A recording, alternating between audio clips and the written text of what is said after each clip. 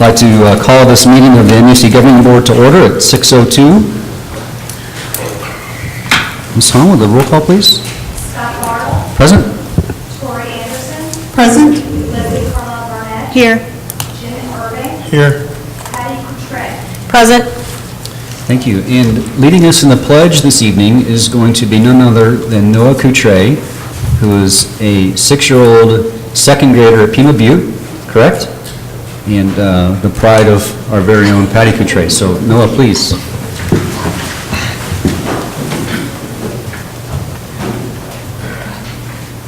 Pledge allegiance to the flag of the United States of America and to the republic for which it stands, one nation, under God, indivisible, with liberty and justice for all. Good job. Item 1D, adoption of the agenda. I have two requests. One is to remove item 8G at the request of administration, and secondly, to move item 8B up to after the call to the public. We have some special guests here for that item, so I'd like to move that up with respect to their time. Are you making a motion? 8. Are there any other, so remove 8G and move 8B to after the call to the public. Are there any other changes that you would like to make? Then I'd like to make a motion to adopt the agenda with those two revisions. So moved. Second. There are two motions and a second. All in favor, say aye. Aye. Aye. Opposed? Motion carries. Thank you. Call to the public. Is there anybody who'd like to address the board? So, please. Scott. Correct, yes. Please note that members of the board may not discuss items that are not specifically identified on the agenda. Therefore, pursuant to ARS 38-431.01H, action taken as a result of public comment will be limited to directing staff to study the matter, responding to any criticism, or scheduling the matter for a future agenda.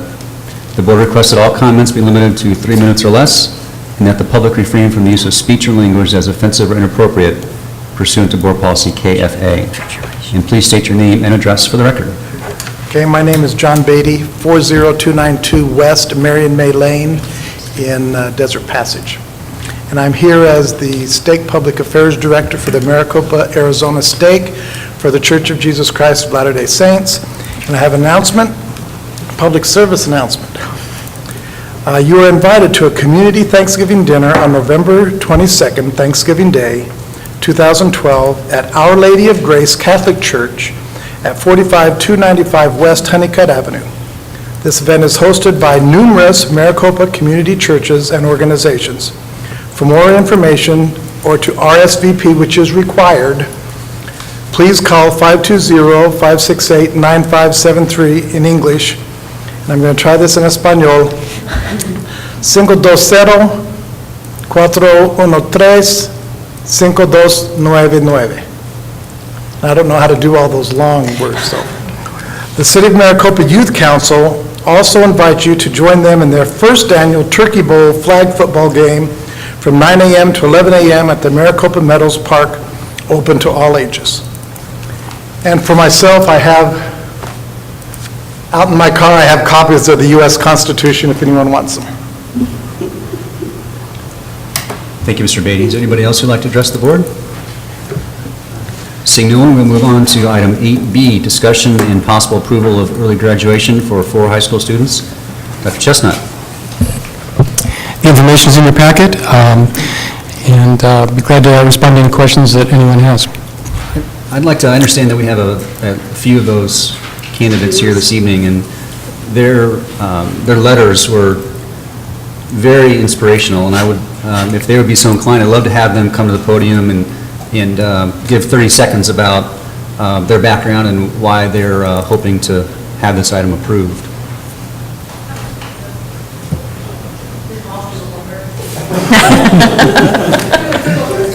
Thank you for volunteering.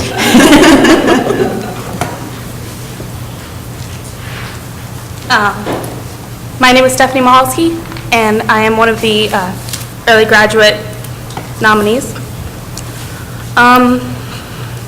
Why I wanted to graduate early was because I wanted to get to college earlier and be ahead of the rest of my class.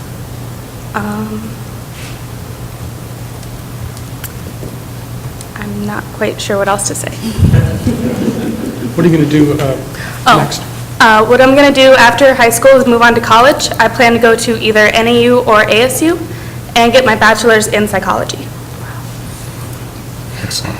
Hi, I'm Tara Roy. I'm her counselor. You can stay up here, Stephanie. I'm not going to scare you away. Stephanie is graduating with a scholastic diploma, so that requires 23 credit hours and 40 hours of community service. So we're really excited that she has chosen that path and to go on to the state universities. Congratulations. Thank you. You're welcome. Thank She's you. worked hard. Vaughn, do you want to come up? Vaughn is another student who is going for the scholastic diploma, same credit hours and same requirements for the volunteer hours. Hello. This is my first time being to a district board meeting, so it's pretty interesting. Why I want to graduate early? I want to graduate early because I see no reason to follow the norm or to just be held down by the current educational system. I know I have the power to advance in what I want to do, and I don't need to be put on some time limit. And I think that graduating early is one of the ways to, continue on my educational career and to benefit my future. I want to take control of my future, and this is the best way for me to do it. Thank you, Vaughn. And what is it that you want to do in your future? Well, I want to be one of the greatest software developers on the planet. It's kind of a big goal. I am already operating a game company right now that I made myself, and we have members across the world. We all collaborate to work on like iOS apps and games. I'm the president of the computer club right now at the school, and I teach those members different things. And so I really have a head start on what I want to do in life, and graduating early, that'll push me further. That's all I have to say. Thank you very much. Our third student is Aspen Thomas, and she's not here this evening. She too is graduating with a scholastic diploma.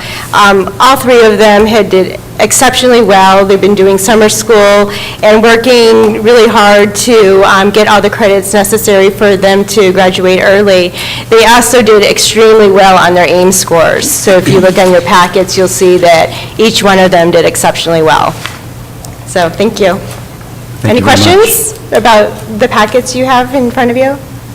Can I ask one question? How many graduating seniors are projected this year to graduate? Mr. Nielsen, do you know how many seniors? 344. 344. Mhm.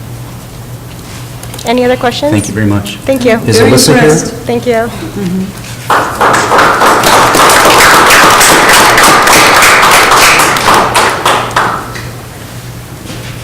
So any other questions or on this item or motions? I move that we approve early graduation. Is there a second? Second. All in favor? Aye. Opposed? Motion carries. Item 3, summary of current events by Superintendent. Dr. Chestnut. Thank you, President Bartle, members of the governing board. Several items to report on tonight. I always like to start with the most important things. Most important thing is that on the back table, we have from the Maricopa Unified School District Food Service Department, we have M&M and chocolate chunk low-fat whole grain cookies. You weren't supposed to tell everybody. I was hoping for leftovers.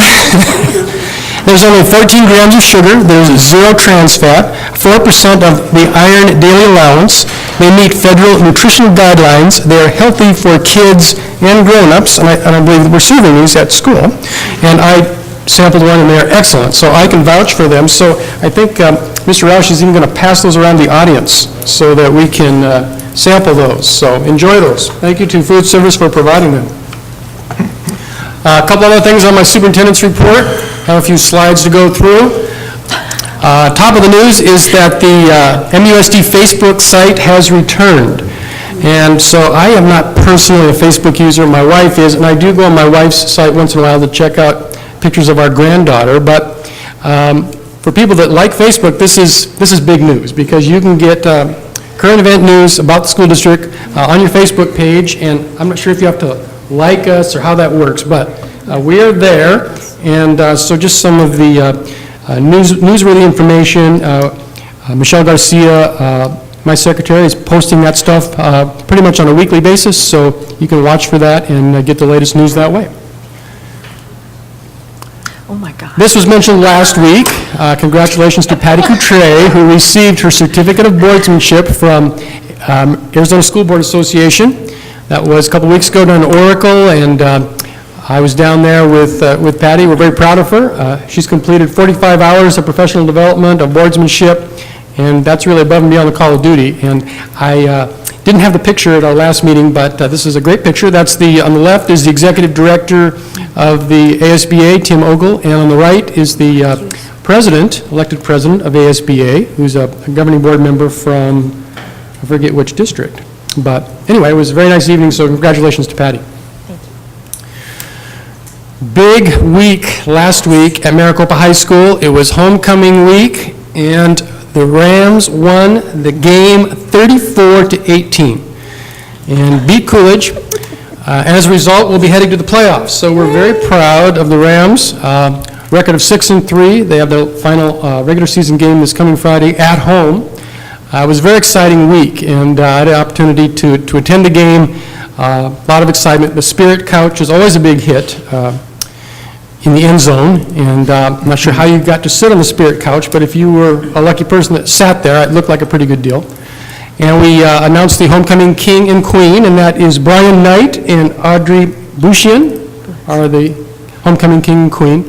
Great night. It was a great week. I had a chance to also attend, along with Dr. Conley, the pep assembly that afternoon, and it was a great pep assembly. I was very impressed. A lot of school spirit, very positive. The dance team was there, the band was there, a lot of different crazy activities, as you might imagine. A lot of fun activities, a lot of music, and just a very positive event.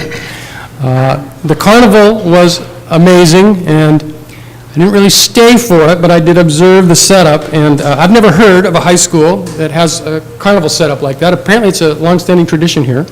It's a great tradition, and so it was quite a week, and I really appreciate the efforts of the staff for making it happen. A lot of work for the staff, but a lot of fun for the students. Very memorable week. But it was also a very good academic week. Dr. Conley and I walked through a few classes last week, and during the regular periods, it was business as usual, but a lot of other excitement going on last week, so that was great. And then, of course, at the same time, we had Stagecoach Days in town. It was the first time I had a chance to attend Stagecoach Days, but it was a great event. I was very impressed, and on the bottom left, you can see a picture of our booth that we had on Saturday, and each school took a shift of about an hour, and each school had 5 or 6 staff members show up and provide information, answer questions, and that kind of thing. So it was really great to see our staff out there doing that. And then also our buses were the shuttle service. And we did the same thing for the 4th of July celebration at Pecana Park. And our bus drivers did a great job. We never have trouble recruiting drivers to do that. The city pays us, rents the bus drivers, rents the buses and pays the salaries of the bus drivers during that time. But it's a good partnership where we can provide that service. And so the transportation department did a really great job. We really appreciate that. So it was a great week, no shortage of excitement in Maricopa last week. Getting down to the more mundane, one of the requirements of Arizona Revised Statute 15481 is that I'm supposed to present to you an overview of how we spent override funds in the previous school year. And this is how we spent them. We had a total of $950,000 in override funds during the 11-12 school year. 79% of those funds were spent on salary and benefits, 11% were spent on purchased services, and 10% were spent on supplies. We're also required to provide information about bond funds, and Mr. Roush has provided information about that we'll get to in a moment. And that's all I have. Thank you, Dr. Chestnut. Governing board member activity reports? Anyone? I have one quick. Part of Stagecoach Days, we did all the schools. We did the Stop the Violence 5K fun run and walk, and The Maricopa High School volleyball team was our largest team, so they got the award for that, and they had, I think, ended up with 24 girls. And so that was fun. They all ran in their uniforms, and they actually ran the whole 5K, which they were very impressive. And then MES elementary school their teachers had a team. So, and Jen Robinson came in top of her age bracket. There you go. So it was very successful, so it was a lot of fun. Thank you. Anyone else? I Mr. Irving? I have one. At least I even wrote them out this time. I wrote my report out this time. Yeah, a number of things I promised to report on. This is the second week for the World in Motion program at Butterfield, and it's a program with the Nissan and the Society of Automotive Engineers. If you get a chance, get over. They meet Tuesdays and Thursdays at Butterfield, 8:15 to 10:15. It's a program that Dr. Connolly got initiated over there. It's the second year. The program will be expanding to Maricopa Elementary this spring, and also we hope to expand it to Wells. So, get a chance to get out. We had about 5 or 6 engineers out, and that number keeps growing, so we're proud of that. Dr. Connolly also asked me to meet with Bill Townsend from the dog pet program, so I met with him and Zoe. Zoe's his dog. The three of us had a great meeting out at Santa Cruz. That program has started.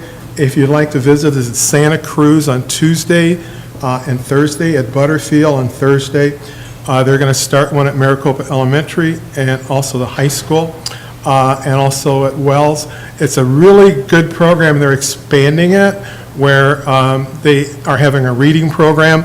My grandson was excited till he heard it wasn't the dogs reading to the kids, it's the other way around. But they're tying it into dibbles, and they're going to pre-test those kids who are reading to the dogs, hopefully to see if reading scores are going to go up. Yeah, it's really neat if you get a chance. And then I also had a chance to meet with the Recruitment Retention Committee, which is a really exciting group. If you get a chance, they meet an hour before the board meeting. Their next meeting is November 14th at 5, and I know Dr. Chestnut's going to come and talk to the group. It's a group of all stakeholders with the focus on retaining our great teachers, retaining our great students, so it's an exciting group. And the last thing I promised to say, book fairs this week at most of the elementary schools. Get out there, buy books. The books are used a lot to go back into the teacher's room, so that's why I was late. I was stuck doing one at Santa Rosa. So get out and visit. They run this week and next week at most of the elementary. So I have reported on everything I promised to these people, and that's my report. Thank you, Mr. Irving. I have a story I want to share. Please. Yeah. So anyway, long ago, well, early on this year, I bought my first brand-new car after having an old one for like 10 years, and I loved not having a car payment, but it finally broke down. Long story short, it got keyed. Even longer story short, I had it repaired. And I can't wash it through a high-pressure washer. So one day when I'm out and about, I see the Maricopa High School wrestling team having a car wash. And it was on Saturday the 13th, and so I was extremely excited because I have to hand wash my own vehicle, and they were, of course, hand washing it. So I just am glad that I was able to support. It was more of a benefit for me than it was for them because I was so thrilled because I cannot stand to wash my own vehicle. So those kids did a great job, and I was able to help out the school. So it was a win-win situation more for me than it was for them, but I just wanted to share that story with everyone. So if you ever, yeah, I think I topped everybody tonight. It's awesome. That's what I wanted to share. Thank you. You even topped Zoe the dog. I think I topped Zoe the dog, and I'm pretty much a dog person, so. I'd like to announce that November is National Novel Writing Month. And this organization, this event, has the coolest acronym in the history of acronyms. I think it's pronounced NaNoWriMo. Is that right, Robin? One more time? NaNoWriMo. So it's the world's largest writing challenge. And adult participants pledge to write 50,000 words in a month, and younger writers get to choose their goal. So the Maricopa High School Library, and thank you, Robin Shoup, for her leadership in making this happen, and the Maricopa Public Library are hosting write-ins throughout the month. Write-ins offer a supportive environment that turns the act of writing into a community experience. The kickoff meeting is next week, November 1st, at the Maricopa High School Library from 2:30 to 8 p.m. And it's a open house type environment, so come whenever you can during that time period. All ages of writers are welcome, and folks will be there to answer all the questions and begin the process of participating in National Novel Writing Month. There is more information at nanowrimo.org, nanowrimo.org, and the specific site for the youngsters is ywp.nanowrimo.org. I think you're going to have to write that down somewhere. So, yes, we will have this available, and certainly can contact the high school and the Maricopa Public Library for more information. So, anything else on board member activity reports? Moving on to item 5, student representative activity report. Mr. Lovell.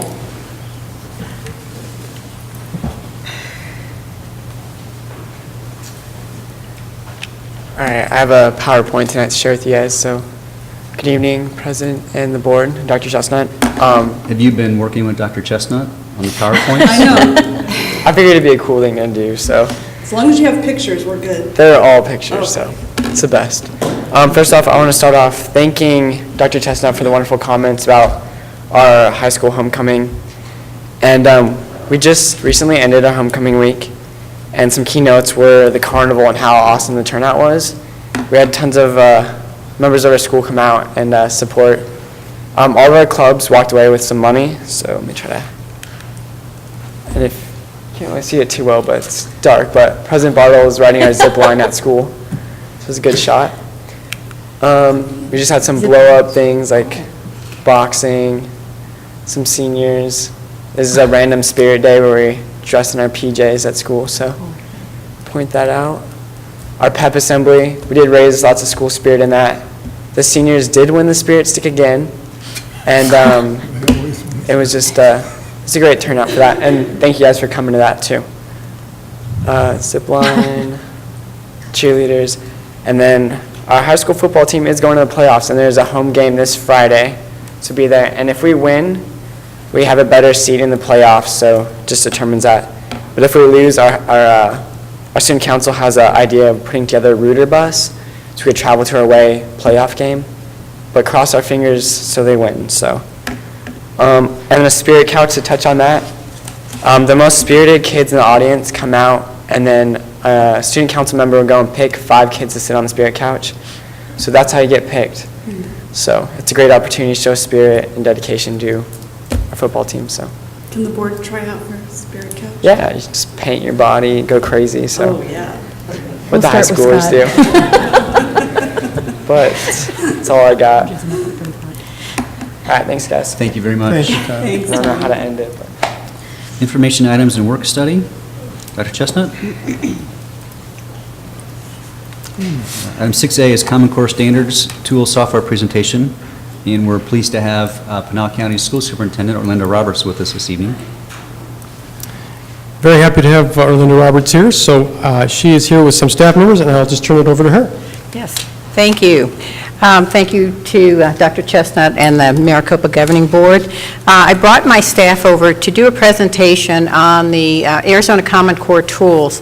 This is a software program that we have brought to Pinal County to assist the staff in the schools, and this is something we're doing countywide, to assist the staff in each of the schools in implementing the Common Core standards. And most of you know that the Common Core standards were developed by, I think, 46 states that work together to develop these national standards. These are not standards that came from the federal government. These are states working together to come up with a common set of standards for all students to meet at different grade levels. And as part of Race to the Top, which is the program that Arizona, the grant award that Arizona participated in, implementation of the standards is a big part of that program. We previewed software programs from multiple states, and we decided that the one from Wisconsin, it's a cooperative educational service agency in the Green Bay area, it's CISA 7. We contacted them, and we were able to acquire the software for Arizona.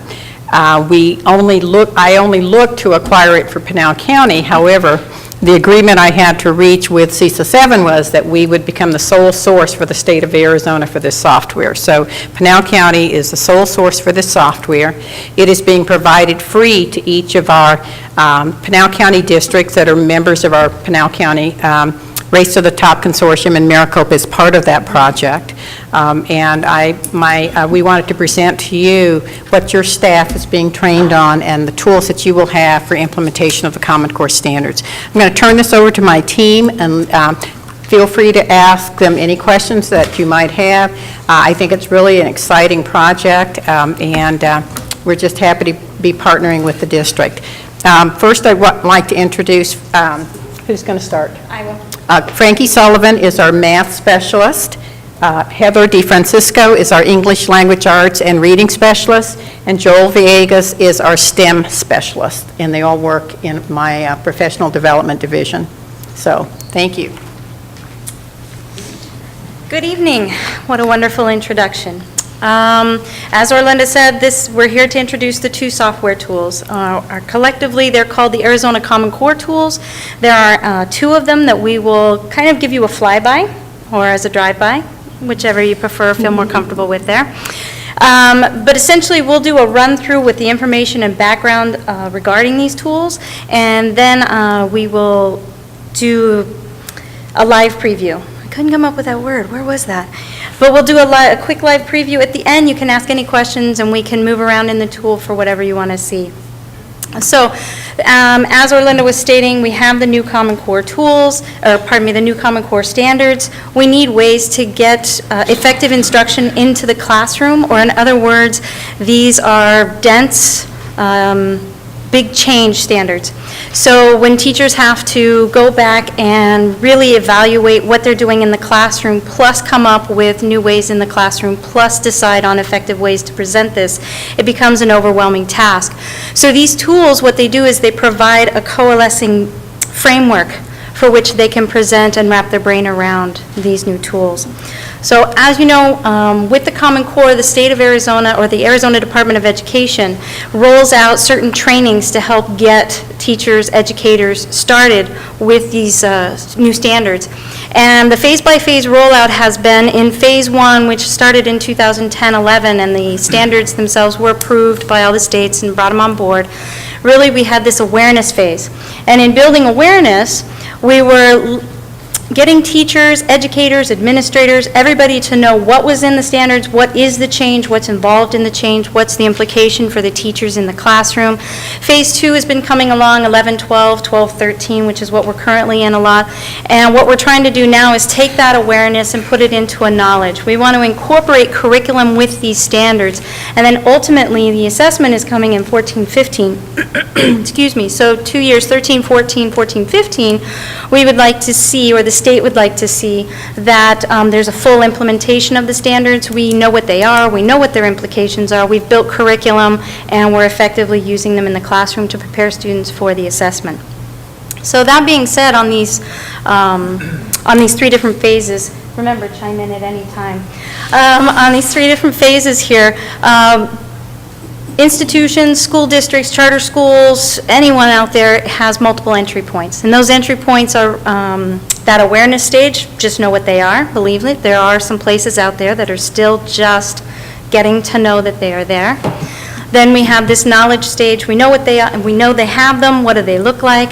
Then we have this process called unpacking, and that is taking the standards and actually diving into the new density. Okay. Then what we have after that is curriculum organization and pedagogy. Anyway, all the way around, these institutions need to find their entry points. Okay. And when we have those entry points, when we're working with schools, we locate that, schools locate that, and decide how to move forward. So you may have an idea where Maricopa is at. I know that we have done workshops and worked with the administrators, curriculum directors, and looked at PD for this area. And You guys are in that curriculum organization. You're doing really well. I mean, from our perspective, I should say. And so the tool is perfect timing for you, because the tool is really this unpacking, this curriculum organization, and ultimately it's going to help with the content and the training. Okay? I feel like I'm leaving something out. Just the one tool, the first tool is for the unpacking, the second tool is for... Exactly. So basically what you'll find, what Joel is helping us out with here, is the parallel between the unpacking and the curriculum organization. The first tool helps with that entry point of unpacking, and the second tool helps with that entry point of curriculum organization. All right.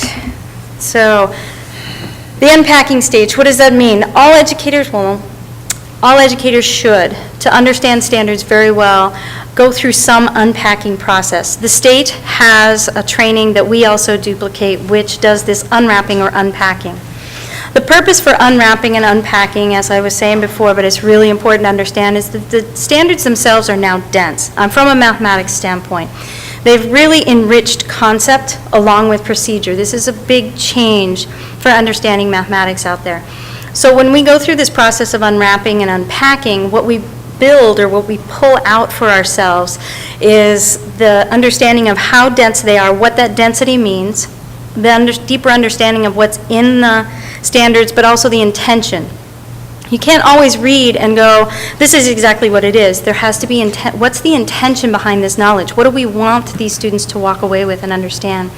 Once you go through that process, what you end up with in your hands are tools, and those tools are aligning for the purpose of aligning resources, assessments, rubrics for evaluating what you use, teaching ideas, as well as, and the notes and comments you'll see are part of the tool, right? So after you get done with that unpacking process, it's time-consuming, very important, but if you have to do, as an educator, every single standard all on your own, this is going to be a long task, and you're going to spend more time going through that process than you are effectively learning what you need to be doing in the classroom. So what happens is once you build an understanding of unpacking, that's what our tool does for you. It takes you that next step. Now it says, what you understand what unpacking is, let's do the rest of the standards for you. Now that you know what it's all about, let's have discussions about what that unpacking is telling us and helps us understand what we need to be doing in the classroom. So, in that essential, in a nutshell, the first tool, called the Arizona Standards Insight Tool, is exactly that, the standards unpacked, and that is both the mathematics and the ELA. It's a web-based tool. You can access it anywhere you have the internet. You don't have to get your binders. Anybody seen how thick the binder has to be for those standards? It's like this. It's a 4 or 5 inch binder in order to carry all this around. What you now do is you carry it around in, anybody have one of those iPads? You carry it around on something that small, as even your phone. You can access it as long as you can access the internet. So now at any point in time that you have access to the internet, you can access all of the standards. And not only can you access them, you can search them, which we'll see, and you can manipulate them to give you information to help inform what you're attempting to do at the time. The unpacking has 5 fields in it, which you'll see within the tool, but essentially it allows teachers to see evidence of student attainment, and that means what does the student look like? What is the evidence that they have attained the standard? Key vocabulary for teachers. What does a teacher need to know and understand in order to effectively teach? We often have student vocabulary, which is powerful and important, but what do the teachers need to know and understand in order to effectively teach the standard? Knowledge that's expected, skills that are expected within, know and be able to do, and then the conceptual understanding. So now we're unpacking. See how this would be giving you a very big picture rather than just the standard? It's going to help you get a really broad picture of what a student looks like when they're able to do this. All right, we need a new voice. Question. Yes. Yeah, I guess I'm really concerned about the time frame of all the things you just laid out, because I think I'm concerned our teachers are sort of drowning in all of this, and I don't see, a couple of things. Number one, a chance for the teachers to get out and observe models about how it works without just throwing all this stuff in front of them, and then to practice the model. I mean, that's how, and that's a lot to do. To do. Mm-hmm. And you mentioned time. I don't see how all that's, you're going to be able to do all the things you just showed us by 2014. And so as far as the phase-by-phase rollout, you're right, that's a tall order as far as how that has to roll out. As far as what the tool requires time-wise, it's actually taking care and shortening that timeline for them. Instead of them having to spend all that time doing all of that unpacking, what this provides them is a way to see it. And then we have to say that there's an extension past that. You said you want to see them to do models in the classroom and the time for things like that. There are other resources that are built in out there by the new consortium as well as the writers of the standards where you can actually visualize or see models of this on the internet as well so that teachers can see this stuff modeled. But this is not something for them to go and spend an enormous amount of time. This is actually built to be a time saver for them. And as we see the tool, you'll see how that can actually bring them closer. Do you know other states about how long it's taken them to do some of these things you're talking about? As far as what things you mean? Actually being able to adapt in a classroom some of those changes and to even test and model the fact that the students are getting anything out of the changes. These are just now starting, so there aren't any effective data collection on that. I That mean, I would was- like to say there is, but they're still in the beginning stages of rolling it out. Do you know more? Oh, I'm just saying. I was going to say, New York There you State go. has really been in the forefront of all of this, and they are the ones out there with a lot of videos, a lot of PowerPoints to help other educators. There are a lot of examples out there for teachers to be able to see. So, yeah, I would say New York State is our best. Wisconsin, where we got this tool from, they're going to, at the end of this year, this is their first year for their teachers to use the tool as well. We got in on the front. But as the teachers are learning about the tools, they're implementing at the same time. So it's not like the teachers get trained and then they have to go back and implement the change. What's actually happening with this is while the training is taking place with your curriculum directors and your trainers in your district, while the teachers are coming to those trainings, they walk out with lesson plans already in the tool. After 32 hours of training, they should have next year's first quarter completely solid and in the tool. That's the expectation. So I don't know if that kind of helps address. Yeah, it does. Again, I'm just concerned about, about the teachers and all they're facing. I mean, the standards are great, but implementation, I just worried about a year's too short, but you have no data to support it one way or the other, so. No, That's okay. They just got adopted in 2010. I know. So, yeah, New York is probably at the forefront, and that's where we get a lot of our model videos that show some really good samples of a high school social studies classroom and things like that. Yeah, well, New York's been doing the Regency stuff for years, so they're Yeah. way ahead of everybody. Okay, so we're going to go to live. We're going to go to a live demonstration and just kind of skip the PowerPoint. So we're going to kind of change hats. So what Frankie said was that the Insight tool was that first desktop reference, kind of it just unpacks the standards, helps for vertical communication and things like that. This is the Insight tool. Okay, so I'm going to show you the language arts really quick. So here, if you come in, the whole point is, she told you about the five unpacked areas, and then there are 6 customizable for your district. So within your district, you can choose what works for, so if your teachers want to say these are accommodations and modifications, or whatever works for them best. And here's what it looks like. So you get the standard ID, the grade level, and then those 5 categories. The key part about this, I'm kind of in the interest in time, so evidence of student attainment, if you float over this question mark, it tells you the guiding question that they use to determine these answers, what the student will look like. And as a teacher, that's super exciting because when you read those standards, it is so dense and it is really hard to break it down and know exactly what that looks like. So they gave the driving question on how they came up with this. If you go over here, so those are the unwrapped fields. If you go over here, you can filter it down so that vertical communication can take place. So if I wanted to know, if I typed in a keyword, it would highlight that word in yellow across.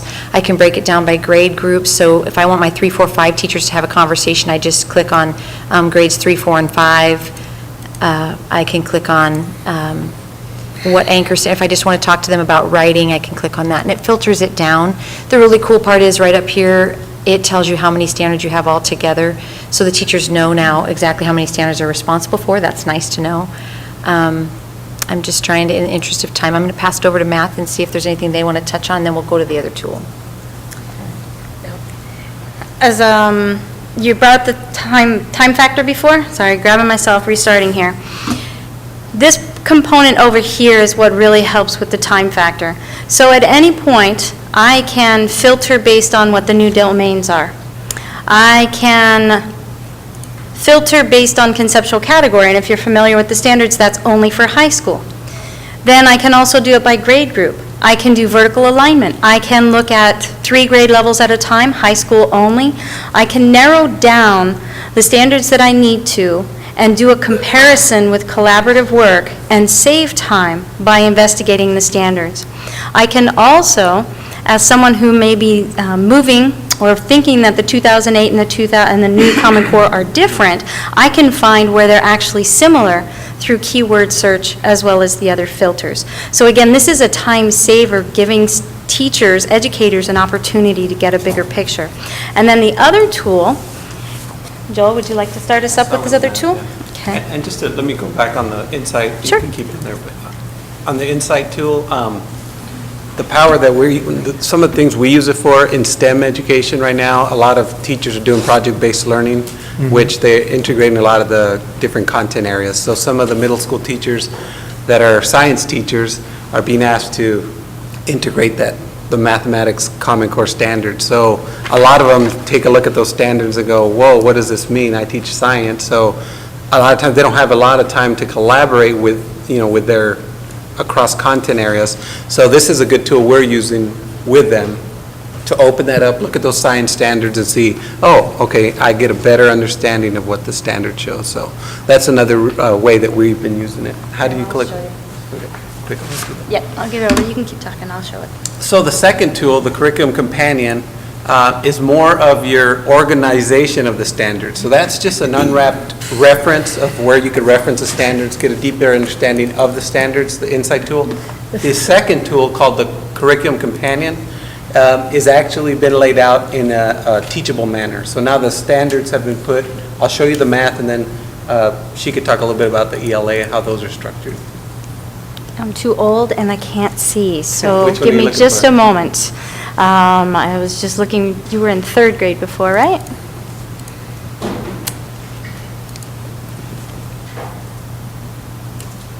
We'll do kindergarten. I think you just spoke. There it is.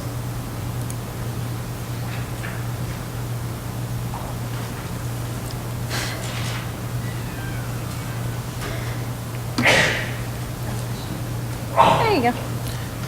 So this is the Curriculum Companion tool.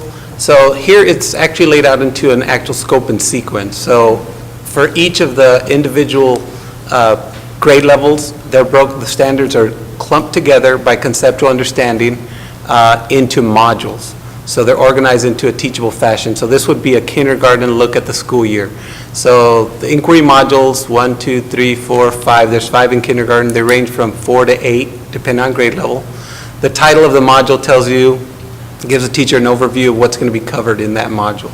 So for that module A is counting, beginning, operating, sense, shapes, further counting, addition. So if I was to click on one of the modules, this is what the summary page would look like. Unit duration has not been specified. The organizers of this tool, when they put together this scope and sequence, decided that unit duration is one thing they couldn't agree upon. So that's going to be up to each district of what time will be spent for each of the units. A module overview gives you a summary of what's going to be in that module. And then the essential questions, obviously, are questions that guide the instruction. These are actually student-friendly also, student, parent, teacher friendly. And then the final part of that first page is your critical focus areas. These are directly from the Common Core document of what is the aim of that module for those standards. Here are the elements of the standard, of the tool. So inquiry module elements, the actual standards are listed, place for other standards, local standards, mathematics, tasks, lesson tools, assessments, and resources. So this actual tool is where the work's done. This is the customizability, the valuable part of the tool, this tool here is that you're actually able to populate with teacher work and so forth. So I'll open up here. So if I want to look at what standards are covered in that module, here are my 3 categories. They've actually been categorized by conceptual and strategical, and application standards. That's very important for a teacher to be able to see that and say, okay, these are my concept standards in mathematics. I need to directly teach those, and I need to make sure that these are going to be used at a later for application. Then they can look at the strategic and which ones are for application. So if I was to click on it, it gives you what standards. So for this first module, here are my 2 standards. If I click on one of them, you'll notice that a teacher gets that unwrapped version from the other tool. So the unwrapped version of that standard also gets pulled into this tool. So very effective for teachers to use as they plan their lessons. Another part here is these 3, the mathematical tasks, lesson tools, assessment, and resources. This is where you plug in your assessments and resources and your math tasks. And they're all done basically the same way. I'll just quickly look at the assessment. Formative, summative, benchmark assessments can be populated. If you click on these, you can go down here and go ahead and edit and add new content. So this can be links. So if you do Galileo assessments, beyond textbook assessments, any of those that are links, you could add links, or you could actually upload actual documents from your files for teachers to look at assessments. So, and I'm going to go ahead and let you switch over to ELA so that you can show them the other elements. And you know what, I do want to, while I'm switching over, speak to, oh, you know what, I'm going to let Frankie do that. Just click on subjects on the top right. Okay.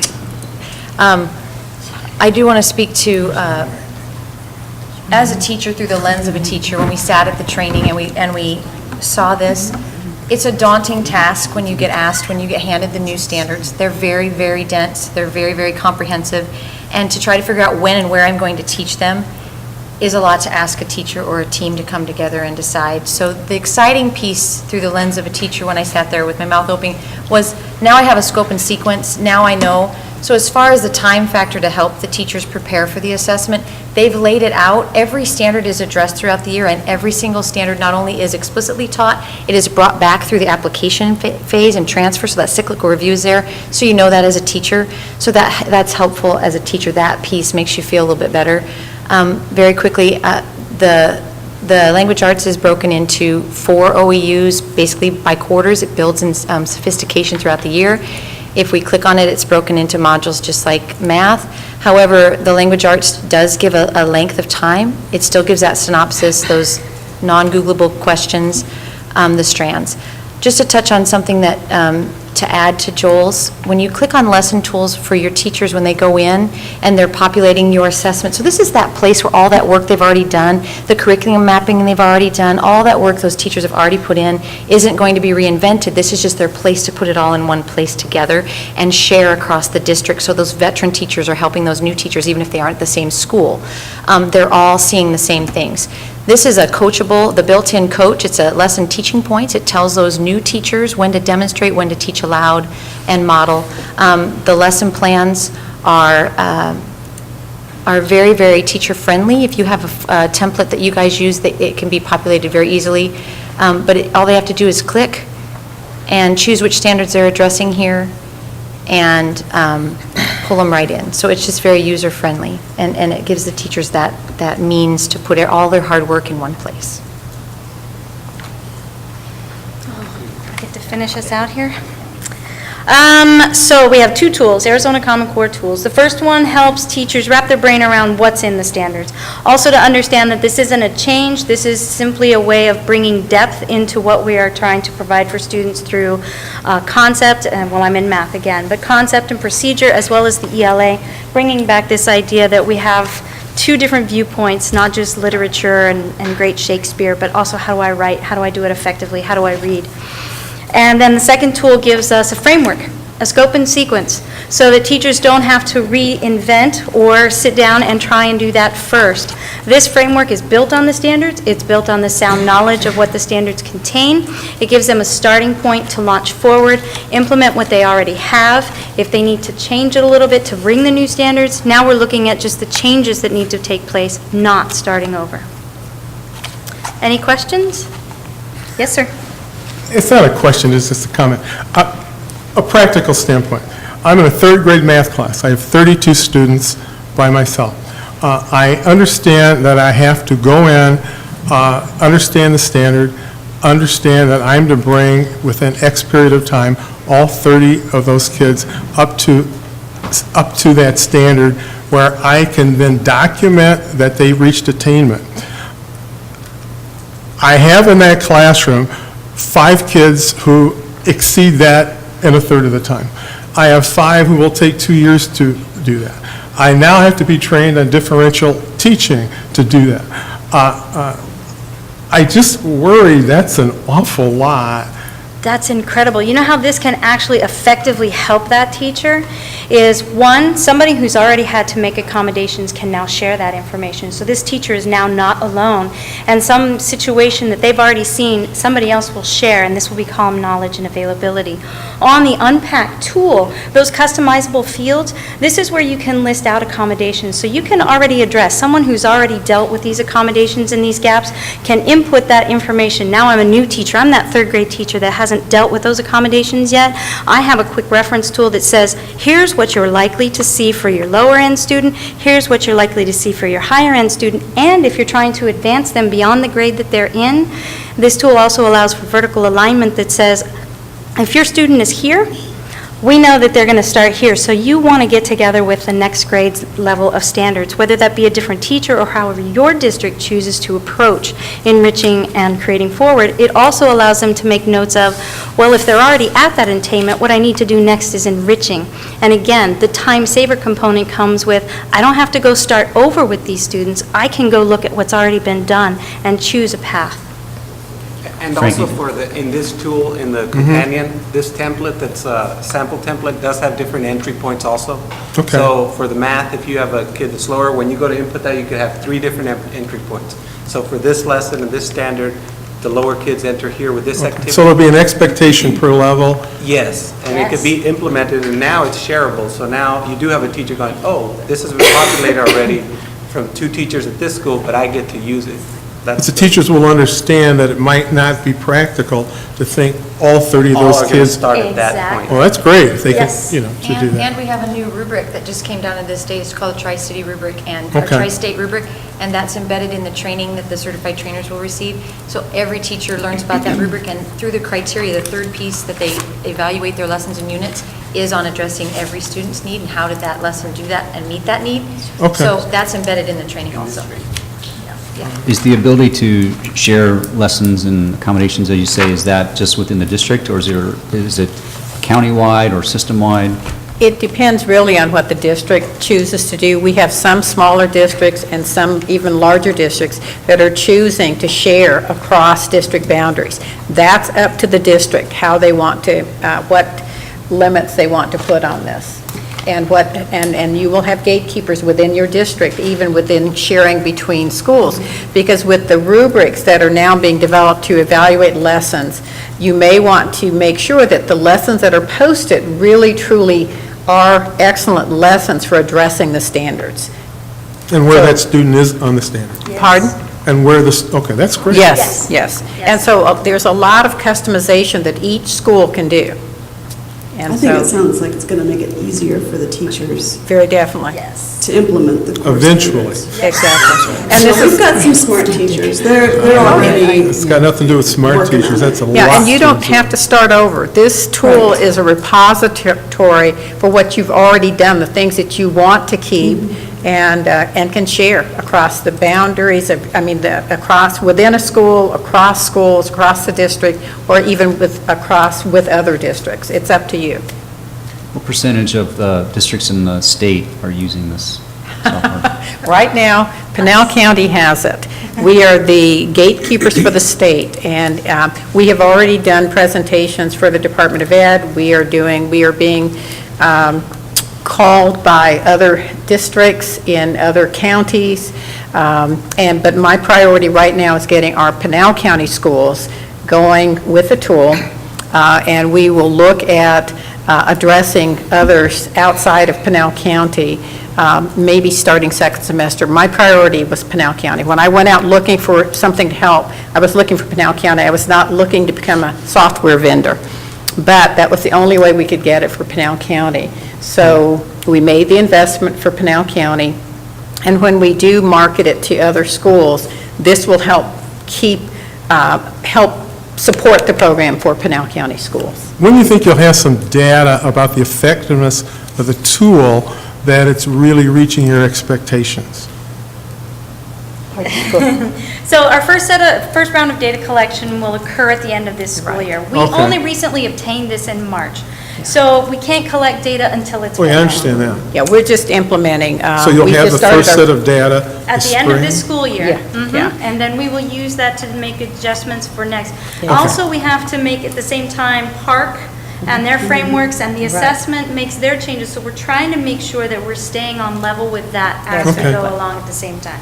Exactly. Well, that's going to be important to see what the first data Yeah, shows. and my staff is being trained as trainers. They're all certified Department of Ed trainers, because we want to be able to provide that training in county so that our school people don't have to always go to ADE and pay $100 or $200 per person to be trained. We can do that in county. So my staff are certified trainers. Not just on the software, but the same training that ADE is providing, they are certified to train. So it's free to Pinal County districts? Yes, to But those that are... any districts outside of Pinal They have County to will pay. need to purchase? They will have to purchase. I think it's a nice tool. We'll see. Okay. I look forward to Any other proving it. questions? Thank you very much. Thank you. Okay. Review monthly financial report for August 2012. Does anyone have any questions or comments for Mr. Roush? I don't. Anything particular that you wanted to address with that? Then item 6C, bond and capital project status.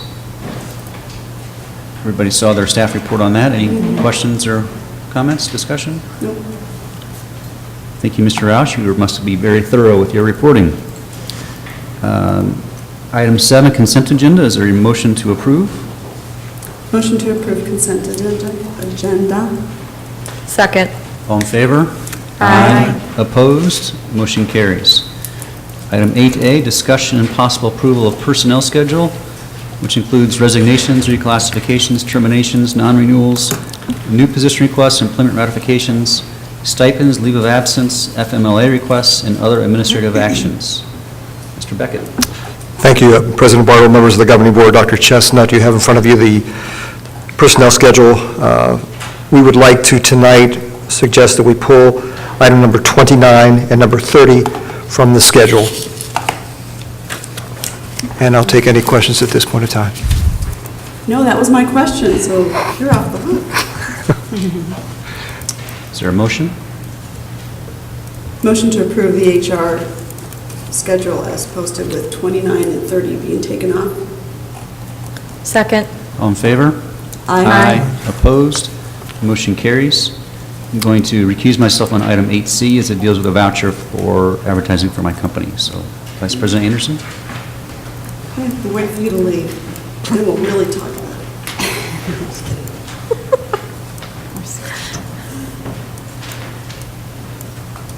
All right, this is a discussion and possible approval of voucher 1317, and this has to do with Maricopa. the mailings for the newsletter for the 20,000, correct? Right, it was the recent newsletter, there was in Maricopa publication last month. And it went to 20,000 households? Yes, it did. Okay, is there any discussions, questions? How often are we going to be partaking in this type of advertising? Our plan is to do 4 newsletters this year. We tentatively plan to do 2 within Maricopa and 2 with Maricopa monitors. So the next one, publication date is somewhere around January 15th, and that one will be with the Maricopa monitor, which will also be distribution to 20,000 households. No, I mean, if you figure the postage for 20,000, it's Oh, yeah. quite a deal for the 3,300 that's here, so. Is there any motions or discussions? I move that we approve voucher 1317. I'll second. All those in favor? Aye. Opposed? 4 approved, 1 abstention. All right, Mr. Bartle.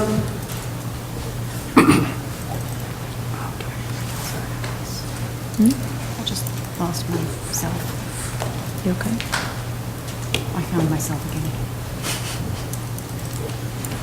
I'm glad you were able to find yourself. 8D. Discussion and possible approval of second and final reading of updated policy B1700 BEDB agenda. Dr. Chestnut? It's a second reading on this policy, a few minor adjustments, and be glad to take any questions. I have no questions. Is there a motion to approve? So moved. Motion by Mr. Irving, second by Mrs. Coutray. All in favor, say aye. Aye. Opposed?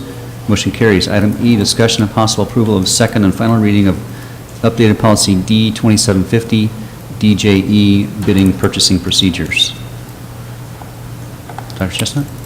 Yeah, once again, second reading and some minor adjustments based on changes in state law. Move approval. Second? All in favor? Aye. Opposed? Motion carries. Item F, discussion and possible approval of second and final reading of updated policy G0150, GB, general personnel policies. Same drill? Same drill, I think there was some change in case law, so the recommendation is accordingly. Move approval. Second? All in favor? Aye. Opposed? Motion carries. Item H, approved to adjourn to executive session pursuant to ARS 15-843E for a student expulsion and discussion of student discipline matters. Is there a motion to adjourn to executive session? So moved. Second. All in favor? Aye. Opposed? Motion carries. No, I'm just going to bring it with me because it's got all the documents on it. So just unplug it if you want to take it with you.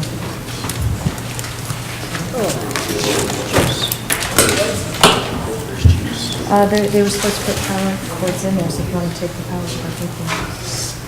It says that there's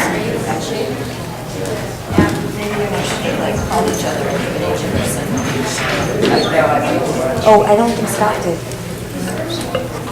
Buddy, I don't think he stopped.